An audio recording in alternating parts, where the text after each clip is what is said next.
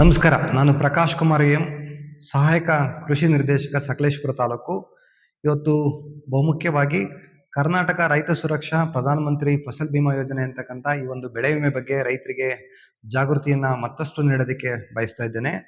ಈಗಾಗಲೇ ನಾವು ತಾಲೂಕಿನಾದ್ಯಂತ ಸುಮಾರು 26 ಗ್ರಾಮ ಪಂಚಾಯಿತಿ ವ್ಯಾಪ್ತಿನಲ್ಲಿ ಈ ಒಂದು ತೋಟಗಾರಿಕೆ ಬೆಳೆ ಮತ್ತೆ ಕೃಷಿ ಬೆಳೆಗೆ ಸಂಬಂಧಪಟ್ಟಂತೆ ಬೆಳೆ ವಿಮೆ ನೋಂದಣಿಗೆ ಈಗಾಗಲೇ ಮಾಹಿತಿಯನ್ನ ನೀಡಿದ್ರೂ ಕೂಡ ಈ ಒಂದು ಕೊನೆ ದಿನಗಳಲ್ಲಿ ದಿನಾಂಕ 31/7/2026 ಭತ್ತದ ಮಳೆಯಾಶ್ರಿತ ಬೆಳೆಗೆ ಕೊನೆಯ ದಿನಾಂಕ ಆಗಿರೋದ್ರಿಂದ ರೈತರು ಇನ್ನೂ ಹೆಚ್ಚಿನ ಸಂಖ್ಯೆಯಲ್ಲಿ ಈ ಒಂದು ಬೆಳೆ ವಿಮೆ ಸವಲತ್ತನ್ನ ಪಡೆಯತಕ್ಕಂಥ ಉದ್ದೇಶವಾಗಿ ವಿಮಾ ಕಂತನ್ನ ಪಾವತಿ ಮಾಡಲಿ ಅಂತಕ್ಕಂಥ ಉದ್ದೇಶವಾಗಿ ಈ ಒಂದು ಮಾಹಿತಿನ ನೀಡೋದಕ್ಕೆ ಬಯಸ್ತಾ ಇದ್ದೇನೆ.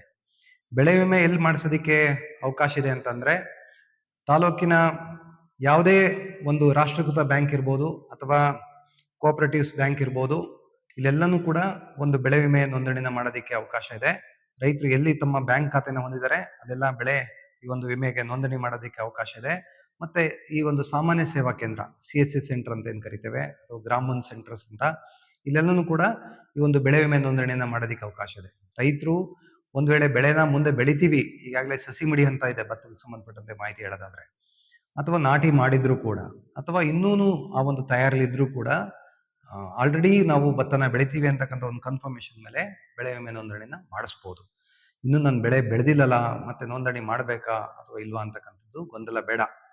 ಇನ್ನು ವಿಮಾ ಕಂತು ಎಷ್ಟಿದೆ ಅಂತಂದ್ರೆ ಒಂದು ಭತ್ತದ ಬೆಳೆಗೆ ಸಂಬಂಧಪಟ್ಟಂತೆ 869 ರೂಪಾಯಿ ನೀರಾವರಿ ಬೆಳೆಗಿದೆ. ನಮ್ಮಲ್ಲಿ ನೀರಾವರಿ ಬಹುತೇಕ ಏರಿಯಾ ಬರಲ್ಲ.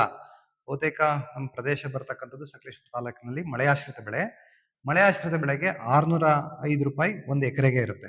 ಅಂದ್ರೆ ಒಂದ್ ವೇಳೆ ನಮ್ಮ ಪಂಚಾಯತ್ ವ್ಯಾಪ್ತಿನಲ್ಲಿ ಬೆಳೆ ವಿಮೆ ಡಿಕ್ಲೇರ್ ಆದ್ರೆ ಒಬ್ಬ ರೈತರಿಗೆ 30,240 ರೂಪಾಯಿ ಈ ಒಂದು ವಿಮಾ ಸವಲತ್ತು ಒದಗುತ್ತೆ. ಈ ವಿಮಾ ಸವಲತ್ತು ಯಾಕೆ ಈ ವರ್ಷ ಬಹಳ ಮುಖ್ಯ ಮತ್ತೆ ನಾನು ಒತ್ತಿ ಹೇಳ್ತಿದ್ದೀನಿ ಅಂತ ಅನ್ನೋದಾದ್ರೆ, ಮಳೆ ನಿಮಗಾಗ್ಲೇ ಗೊತ್ತಿದೆ ವರ್ಷ ಸಕಲೇಶಪುರದಲ್ಲಿ ಎಷ್ಟು ಮಳೆ ಬೀಳ್ತಾ ಇತ್ತು, ಮತ್ತೆ ಈ ವರ್ಷ ಮಳೆ ಸ್ಥಿತಿ ಯಾವ ತರ ಇದೆ ಅಂತ, ಮತ್ತೆ ಇದು ಸರಾಸರಿ ಮಳೆ ಇದೆಯಾ ಯಾವ ತರ ಇದೆ ಅಂತಕ್ಕಂಥದ್ದು. 2024-25ರಲ್ಲಿ ಸುಮಾರು 3,842 ಮಿಲಿಮೀಟರ್ ಅಷ್ಟು ಮಳೆ ಬಿದ್ದಿತ್ತು. ಅಂದ್ರೆ 1,518 ಇಂಚಸ್ ಅಷ್ಟು ಮಳೆ ಬಿದ್ದಿತ್ತು. ಸಕಲೇಶಪುರದ ಸರಾಸರಿ ಮಳೆ 887 ಇಂಚಸ್ಸು, ಅಥವಾ ನಾವು 2,246 ಮಿಲಿಮೀಟರ್ಗಳಷ್ಟು ಮಳೆ ಸರಾಸರಿ ಮಳೆ.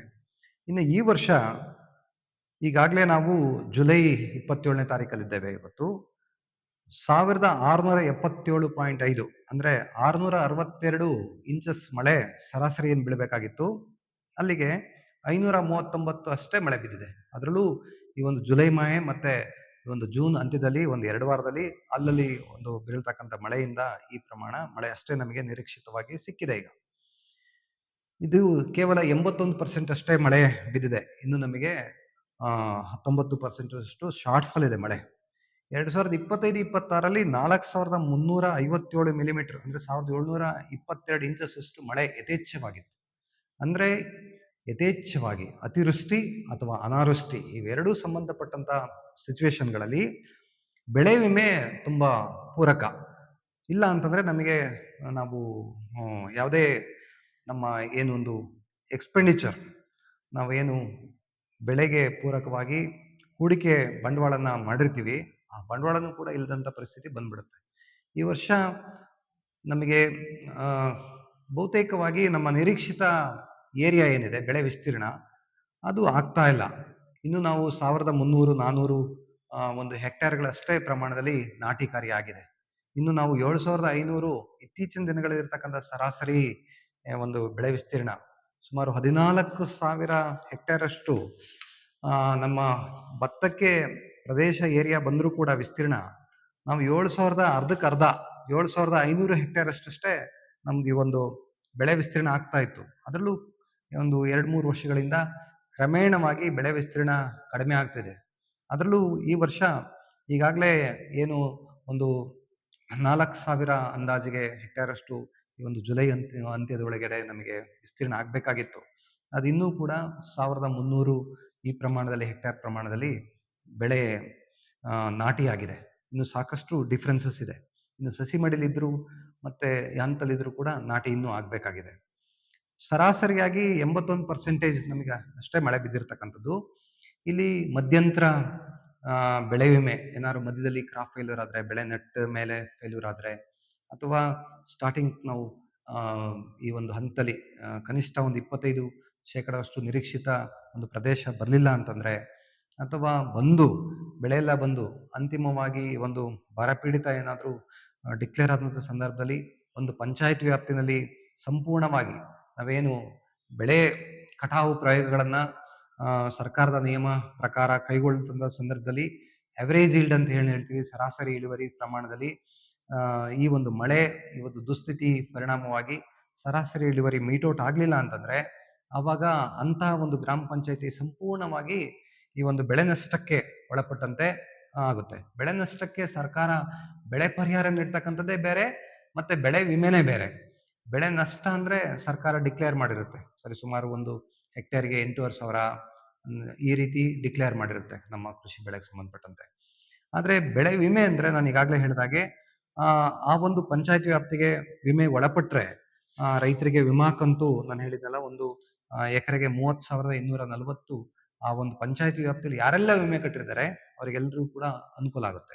ಈ ವರ್ಷ ತಮ್ಗೆಲ್ಲ ಗೊತ್ತಿದೆ, ಎಲ್ನಿನೋ ಅಂತ ಹೇಳಿ ಮಳೆ ಯಾವ ರೀತಿ ಅಭಾವ ಆಗಿದೆ. ಈ ಒಂದು ಪರಿಣಾಮವಾಗಿ ಸಮುದ್ರದ ಮೇಲಿರ್ತಕ್ಕಂಥ ನೀರಿನ ತಾಪಮಾನ ಜಾಸ್ತಿಯಾಗಿ ಈ ಒಣಹವೆ ಇರೋದ್ರಿಂದ ಮಳೆ ವ್ಯತ್ಯಯವಾಗಿ ಬೇರೆ ಬೇರೆ ಪ್ರದೇಶಕ್ಕೆ ವಿಂಗಡಣೆ ಆಗಿರೋದ್ರಿಂದ ನಮ್ಮ ದೇಶ ಮತ್ತೆ ಕರ್ನಾಟಕ ಭಾಗ, ನಮ್ಮ ಜಿಲ್ಲೆಯಲ್ಲೂ ಕೂಡ ಇದರ ಪ್ರತಿಪರಿಣಾಮವಾಗಿ ಈಗಾಗಲೇ ನಾನಾ ಕಡೆ ಈ ಒಂದು ಅನಾವೃಷ್ಟಿ ಮಳೆ ಪ್ರಮಾಣ ಕಡಿಮೆ ಆಗಿರೋದ್ರಿಂದ, ಅದೇ ರೀತಿ ನಮ್ಮ ತಾಲೂಕಿನಲ್ಲೂ ಕೂಡ ಕಡಿಮೆ ಇರೋದ್ರಿಂದ ಮಳೆ, ಭತ್ತ ಮತ್ತೆ ಬೇರೆ ಬೆಳೆಗಳಲ್ಲೂ ಕೂಡ ನಮಗೆ ಈ ಒಂದು ವಿಮಾ ಅವಶ್ಯಕತೆ ತುಂಬಾ ಇದೆ.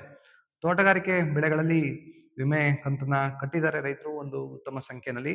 ಆದ್ರೆ ನಮ್ಮ ಕೃಷಿ ಬೆಳೆಗಳಲ್ಲೂ ಕೂಡ ಒಂದು ಉತ್ತಮ ಸಂಖ್ಯೆಯಲ್ಲಿ, ಇನ್ನೂ ಹೆಚ್ಚಿನ ಸಂಖ್ಯೆಯಲ್ಲಿ ರೈತ ಬಾಂಧವರು ಈಗಾಗಲೇ ಕಟ್ಟಿದ್ದಾರೆ. ಪರಸ್ಪರ ಮಾಹಿತಿ ಮತ್ತೆ ಬೇರೆ ರೈತರಿಗೆ ಇರಲ್ಲ, ಒಬ್ಬ ರೈತರಿಗಿದ್ದು ಇನ್ನೊಬ್ಬ ರೈತರಿಗೆ ಅವರಿಗೆ ಹೇಳಿರಲ್ಲ, ಅಥವಾ ಮಾಹಿತಿಯ ಕೊರತೆ ಇರುತ್ತೆ ಅನ್ನೋ ಕಾರಣಕ್ಕೆ ಹೆಚ್ಚಿನ ಸಂಖ್ಯೆಯಲ್ಲಿ ಈ ಮಾಹಿತಿ ಯಾವುದೋ ನಾನು ಒಂದು ಮೆಸೇಜ್ ಹಾಕಿದ್ರೆ ಅದನ್ನ ಎಲ್ಲರೂ ರೈತರು ನೋಡಕ್ಕಾಗಿರಲ್ಲ, ಓದಕ್ಕಾಗಿರಲ್ಲ, ಮತ್ತೆಲ್ಲೋ ನಾವು ಪ್ರಚಾರ ಮಾಡಿರ್ತೀವಿ ಅದೆಲ್ಲ ರೈತರಿಗೆ ತಲುಪಿರಲ್ಲ. ಹಾಗಾಗಿ ವಿಡಿಯೋ ಮುಖಾಂತರ ಇನ್ನಷ್ಟು ಸಮರ್ಪಕವಾಗಿ ಮಾಹಿತಿ ತಲುಪಲಿ ಅಂತಕ್ಕಂಥ ಉದ್ದೇಶವಾಗಿ ನಾವು ಈ ಒಂದು ಮಾಹಿತಿನ ನೀಡ್ತಾ ಇದ್ದೇನೆ. ಇನ್ನ ವಿಮೆಗೆ ನಾನು ಈಗಾಗಲೇ ಹೇಳಿದೆ, ಡೆಡ್ಲೈನ್ 31/7/2026 ಕೊನೆ ದಿನಾಂಕ ತನಕ ಕಾಯ್ತಕ್ಕಂಥದ್ದಿಲ್ಲ.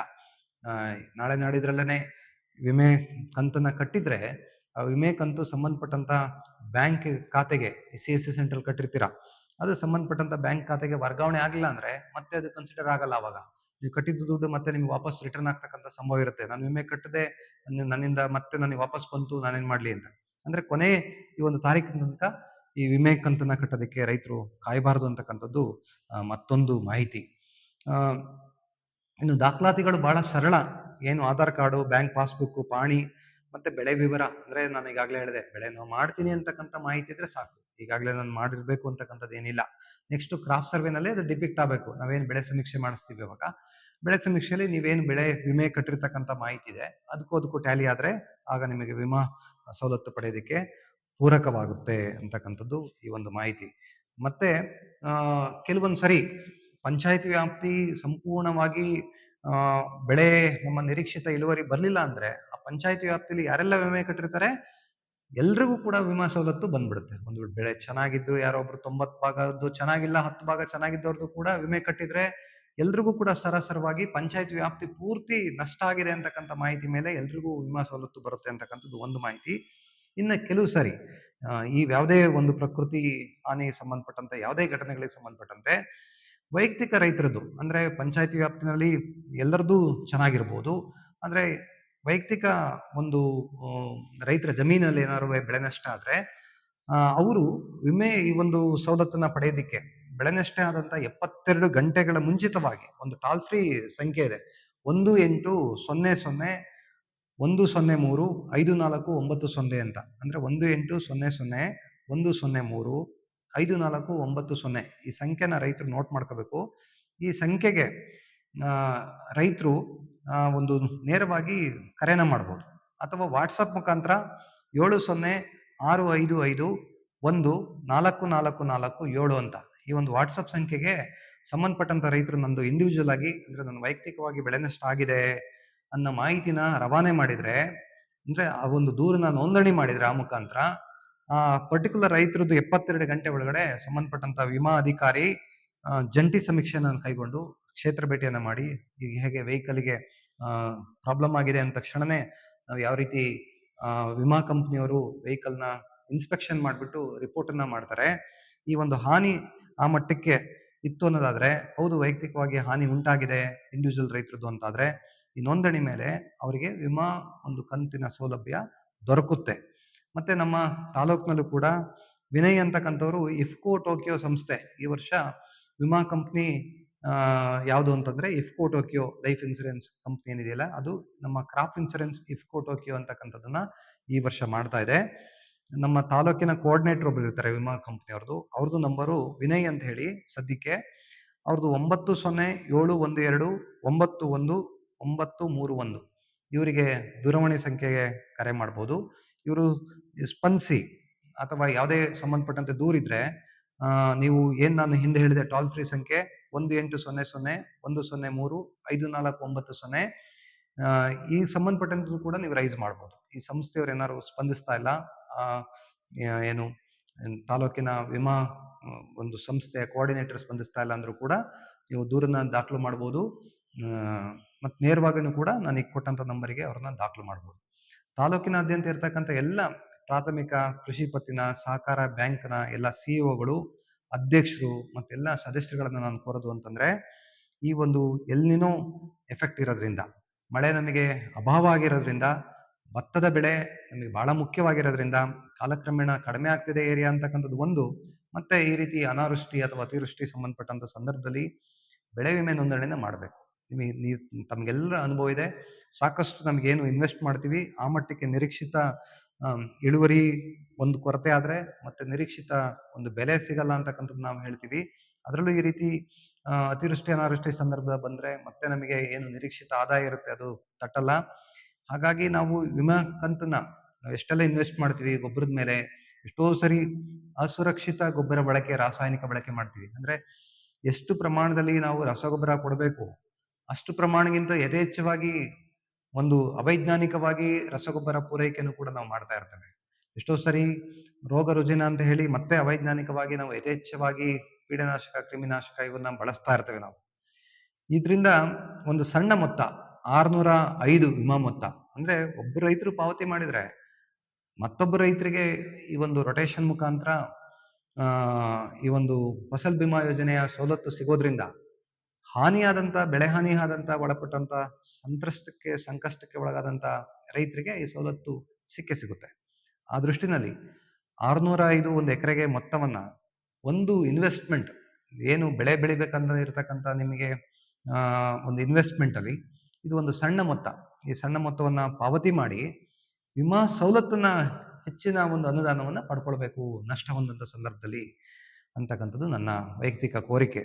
ಆ ನಿಟ್ಟಿನಲ್ಲಿ ಹೆಚ್ಚಿನ ಸಂಖ್ಯೆಯ ರೈತರು ಇನ್ನೊಂದು ಏನು ಒಂದು 2-3 ದಿನ ಕಾಲಾವಕಾಶ ಇದೆ, ಇದನ್ನ ಬಳಸ್ಕೊಂಡು ಯಾರೆಲ್ಲ ರೈತರಿಗೆ ಮಾಹಿತಿ ತಲುಪಿರುತ್ತೆ ಅವರು ಮತ್ತೊಬ್ಬ ರೈತರಿಗೆ ಅವರನ್ನು ಕೂಡ ವಿಮಾ ಕಂತನ್ನ ಕಟ್ಟಿ ಈ ಒಂದು ವಿಮಾ ಸವಲತ್ತನ್ನ ಹೆಚ್ಚಿಗೆ ಪಡಿಬೇಕು ಅಂತಕ್ಕಂಥ ಒಂದು ಜಾಗೃತಿಯನ್ನ ರೈತರಿಂದ ರೈತರಿಗೆ ಮಾಹಿತಿನ ಹಂಚ್ಕೋಬೇಕು ಅಂತಕ್ಕಂಥ ಉದ್ದೇಶವಾಗಿ ಈ ಮಾಹಿತಿನ ನೀಡ್ತಾ ಇದ್ದೇನೆ. ಈ ಉದ್ದೇಶವಾಗಿ ಹೆಚ್ಚಿನ ಸಂಖ್ಯೆಯಲ್ಲಿ ರೈತರ ನೋಂದಣಿ ನಮ್ಮ ಸಕಲೇಶಪುರದಲ್ಲಿ ಆಗಲಿ, ಸವಲತ್ತನ್ನ ಪಡೀಲಿ ಅಂತಕ್ಕಂಥ ಒಂದು ಕೋರಿಕೆಯಾಗಿ ನಾನು ಈ ಒಂದು ಮಾಹಿತಿನ ಹಂಚ್ಕೊಂಡಿದ್ದೇನೆ. ಎಲ್ರಿಗೂ ನಮಸ್ಕಾರ. ಜೈ ಕಿಸಾನ್, ಜೈ ಭಾರತ್.